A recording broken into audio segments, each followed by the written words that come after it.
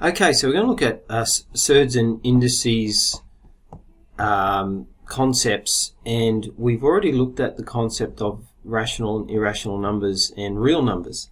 And continuing on in that vein, we've got a few points we'll start with here. Surds are a type of irrational number, and they are denoted often by this root sign, which is called a radical. So, or a radical sign, or sometimes just the radical. So that root sign is often known as a radical.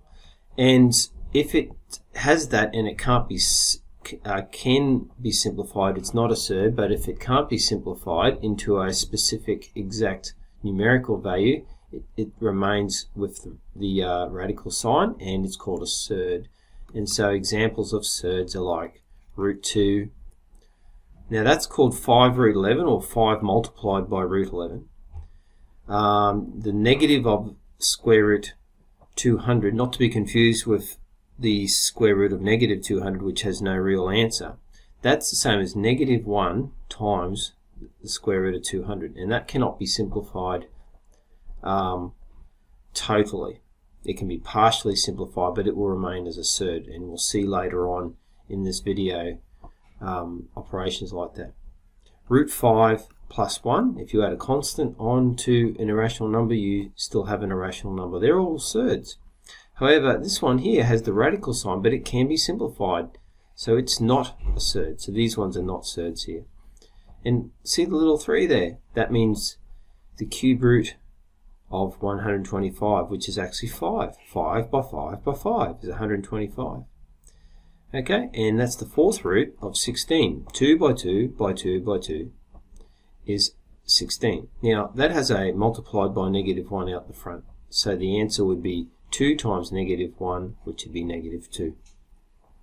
So getting back to things like we just saw there with these little numbers here, if you haven't seen those before, they relate to what's called the nth root.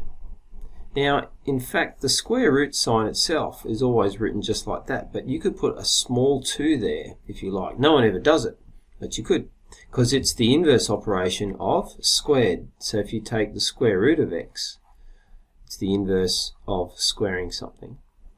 So that little n is relating to the nth root.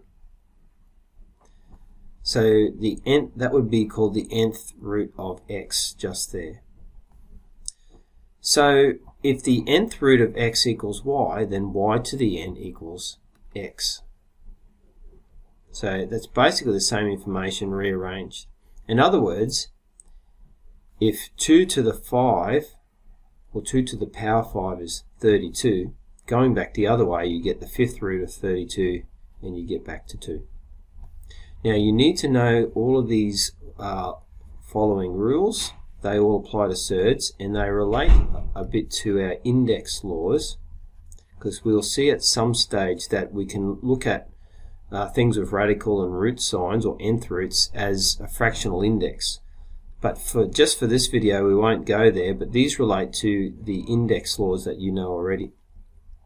So the first one there is fairly apparent.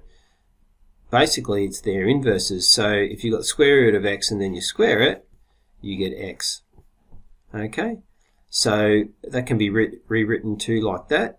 The square root of x squared is x. So they're basically the same statement, provided x is at least 0. It doesn't apply to negative numbers because that would not give a real answer. This one here you need to know too. The square root of a product is the product of each of the elements taken to that root. And again, x has to be at least 0 and y has to be at least 0. Maybe you can see how they relate to some of the index laws in the past. For example, x times y to the n equals x to the power n times y to the power n. Perhaps you can see a little bit of a pattern similar to that there. The next one, the square root of x on y taken together is the square root of x over the square root of y. as long as x and y are, as long as x is at least 0 and y cannot be 0 because you can't divide by 0. When a factor of a number is a perfect square, we call that factor a square factor. Okay, examples of perfect squares are, you just go to the diagonal of your times tables. Lastly, when simplifying surds, the good strategy is to look for square factors of the number. Okay, which means we're applying that there.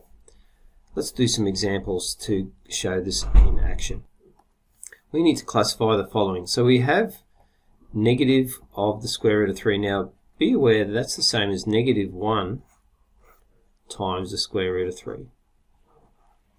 Now square root of 3 is an irrational number. It's a surd and it's an irrational. So we will classify that as a surd. It's definitely irrational and it's a surd. It can't be simplified because 3 is not a square number. 137% is 1.37 or 1 and 37 hundredths over 100. That is a rational number because we could write that as 100 over 100 plus 37 over 100, which is 137 over 100. And that suits the definition of a rational number which we've looked at.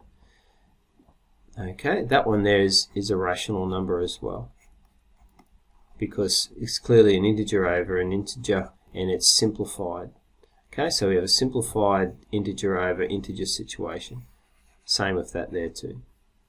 And they're all real numbers, as we've seen in the past, because they can be put on a number line. Even non-terminating numbers like that surd, okay, is still real because it can be put on a number line. Okay, we have 4 questions here. Now we're going to share this, viewers. Alright, so the 2 purple questions you're going to do, and I'll do the other 2. So I want you to do, as part of your notes, after I've done B and D, I'm going to get you to do A and C, and you can show me when you show me your notes. So for question B there, we need to simplify 3 times the square root of 200. Now don't get that mixed up with the cube root of 200, because the 3 would be a little tiny 3 there. Very different. So that's why I like to put the times sign in there. What we need to do is find square numbers that are factors of 200. Need to find at least one. So let's think about that. Square numbers are 4. Yep, maybe we can go bigger. 9, no, it doesn't go into 200. 16 and 25 and 25, 100. 100, that 100 times 2. So you go 100, split 200 into 100 times 2, and using one of those laws we saw just before, we can split the 100 and the 2, like so. And 3 times 10 times root 2. 3 times 10 is 30, and we have 30 root 2. D. So we have the square root of 75 over 9, I should say, and we use the law we just saw before. Well, the denominator is easy. That's 3. Numerator needs to be broken down to 25 because it's a square number. 25 times 3. And that can be split again on the top. Square root of 25 times the square root of 3 over 3. Square root of 25 is 5. 5 root 3 over 3. Pause the video and try that question and that question. Final example, we've got to express these surds as a square root of a positive integer. Okay, so this is a skill we often use when dealing with surds. It will become apparent when we start doing operations on surds why this is a good skill. So what we need to do is the root 5 is the way we want it. We've got a times between those two things there. So what times root 5, how can we write the 2 with a radical sign? Well, it'll be the square root of 4. So we have root 4 times root 5, which is square root of 4 by 5, which is square root of 20. And lastly, 7 times root 2, we could say that's the square root of 49, because 7 is the same as square root of 49, times the square root of 2, and that's the square root of 98.